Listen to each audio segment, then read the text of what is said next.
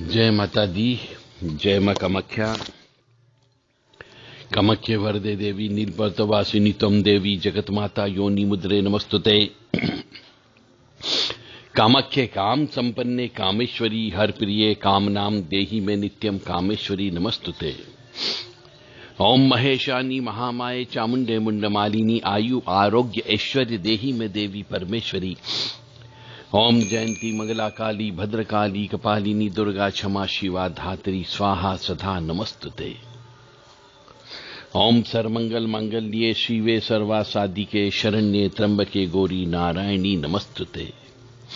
देवराधा trust Satyavani channel Hindu सनातन धर्म के अनुसार कोई भी पूजन पाठ हम करते हैं तो मुहूर्त अवश्य देखते हैं। कई बार जब मुहूर्त नहीं होता है और कार्य करना अत्यंत आवश्यक हो जाता है तो चौघड़िया देखा जाता है। और चौघड़िया देखने के बाद भी जो चौघड़िया देखा जाता है उसका कुछ विशेष महत्व होता है। तो चौघड़िया जब देखा जाता है तो प्रत्येक चौघड़िए की 1.5 घंटा की अवधि होती है।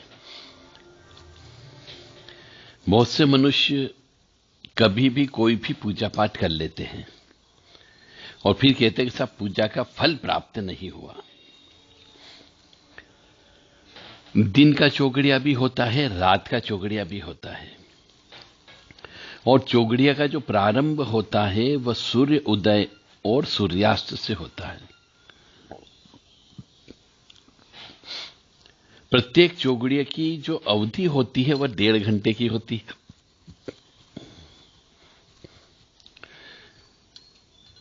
ऐसा कहा जाता है। अब चौघड़िया के अंदर चर होता है, लाभ होता है, उद्वेग होता है, अमृत होता है, रोग होता है, काल, लाभ और उद्वेग। ये 1.5 घंटे के अंतराल से 8 नाम दिए जाते हैं। उद्वेग, शुभ, अमृत, चर, रोग, काल, लाभ। तो अमृत को तो अच्छा माना जाता है, चर को अच्छा माना जाता है, परंतु रोग जो है अशुभ होता है, काल भी अशुभ होता है, लाभ में कार्य करने पर शुभता प्राप्त होती है और उद्वेग में कार्य करने पर भी अशुभता प्राप्त होती है।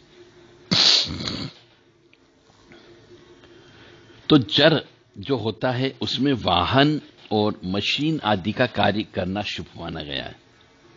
चर के चौघड़िए में वाहन खरीदना, वाहन बेचना, मशीन आदि सुधारना करना, ये सब काम चर में करना चाहिए तो अच्छा माना गया है।